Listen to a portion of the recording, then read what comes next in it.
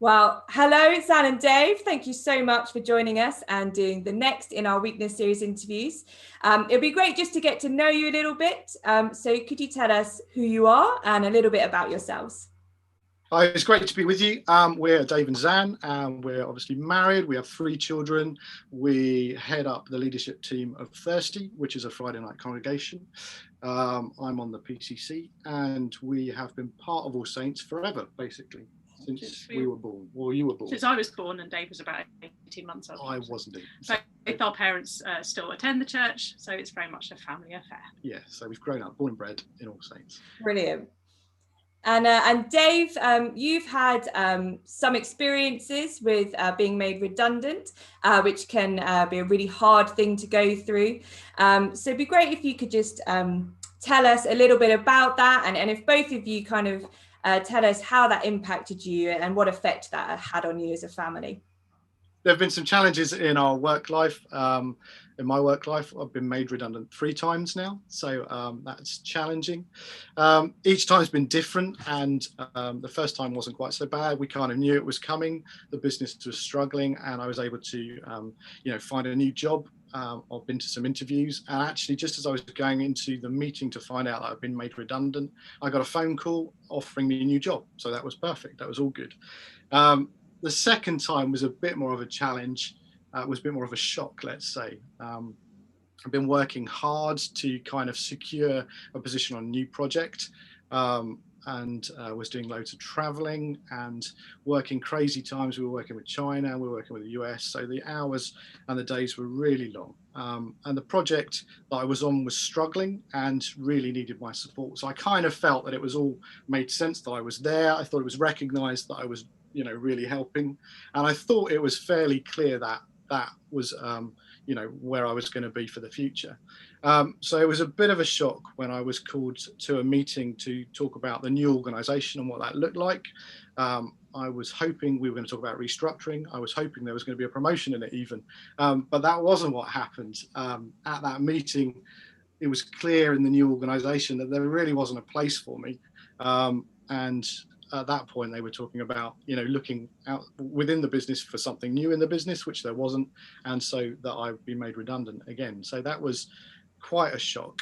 And you've been with them for 15 years as well, yeah. So it was quite a long time, and it had come at a cost. So the work-life balance wasn't great. There was a lot of travel. The children were very young, so for me as a wife left at home, that was tough. I mean, it was long hours and often away overnight or for a whole week. So. Yeah, so it was a challenging time, and just being told that, it actually was a real blow, and it just felt like a real kick in the guts almost. And I remember leaving the meeting really frustrated and quite angry about it all, because I kind of felt I'd been betrayed really. I thought I was helping the team out, and the team was saying that they ultimately didn't need me, which was really quite hard to take. The thing with being made redundant is actually, after that initial shock, you look back and you feel kind of worthless. You feel really devalued. You start questioning yourself whether actually you have that value, whether you're expecting an employer to pay you quite a salary, and actually are you worth that? You start doubting that about yourself. So that was really quite a difficult process. And actually even now, many years on, God's provided new jobs and all the rest of it. I still go back to that, and that feeling of betrayal and that feeling of worthlessness is quite something that stays with you really.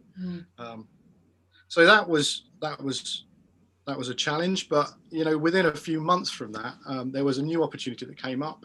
As I said, we knew it was in God's hands, and Tom McDowell in the church has a construction business, and he asked me to be part of that business, which was amazing. So it was amazing provision after that, and it was an amazing time working together. We had such a great time. So it all felt right. It all felt great, and we could pray and we could evangelize through the business. We could work with our subbies and trades and our clients, and actually share the gospel with them, which was awesome. So it really felt right, and it felt like a great opportunity that God could grow.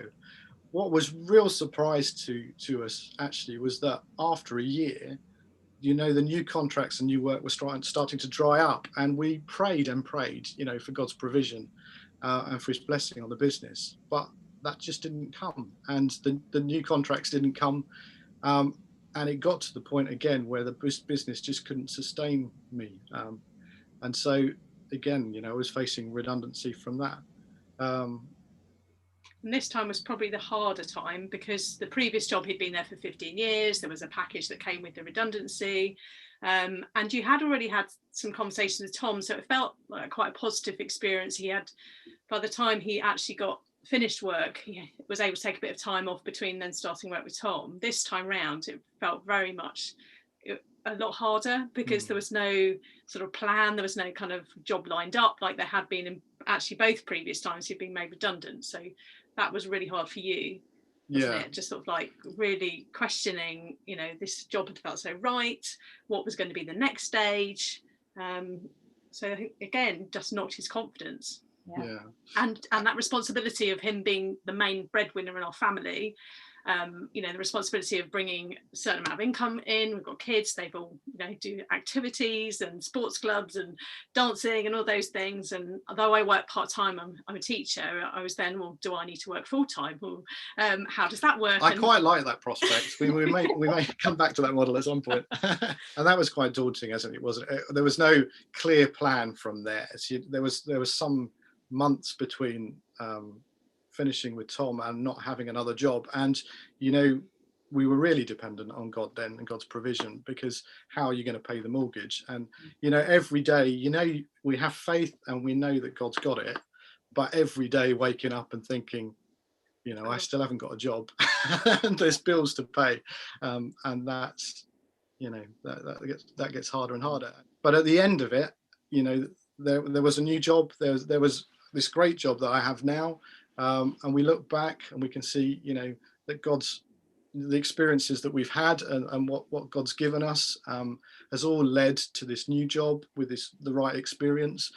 And what do you think you have learned through this time of feeling weak and needing to sort of lean on God?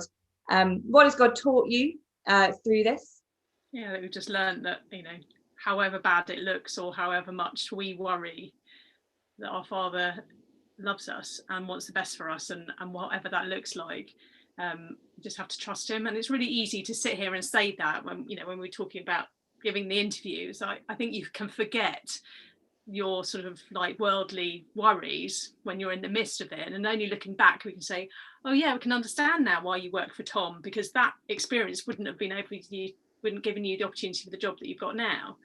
But at the time it was, this is quite a risk. You've never done construction before. That's not your, you're an engineer, you're automotive, or how does that work as a job? But actually, now we look back, we can see God's hand was definitely in it, and he was there before us, and he was there with us. Mm-hmm. With the COVID situation and the end of furlough coming up, it could well be that a lot of people are facing this same situation as you have done. What would you like to say to them? Sort of what one thing would you like to encourage them with? I think, we've always been comfortable that we are doing the right thing for God and where God wants us to be. And I think actually that, even though that sounds incredibly scary, that, that knowing that, having that certainty you're in the right place, doing the right thing, that actually gives peace in everything, I suppose. That's where you'd want to be. Yeah. I think also that it's okay not to be coping, and just talk to people and get them to pray with you, and just share the load, because there are so many people that do want to help you, and they don't want to see you suffering, and there are places that you can go to get help if you're really struggling financially and all those kinds of things. So that's what we love about our church family and the support that we get through the family. And the family means that you have to talk to people, and that you just need to tell them what's going on, and you don't need to gloss it over and be very British and just say, yeah, it's okay. Just saying, yeah, I'm not coping, or yeah, I'm weak today, and God provides, definitely. Brilliant. Well, thank you very much for sharing your experiences with us and what God has taught you through that. I'm sure you'd be happy to chat to anyone who does want to come and talk to you about it. And but yeah, it's been a pleasure to chat to you today. So thank you very much. Thanks. Thank you.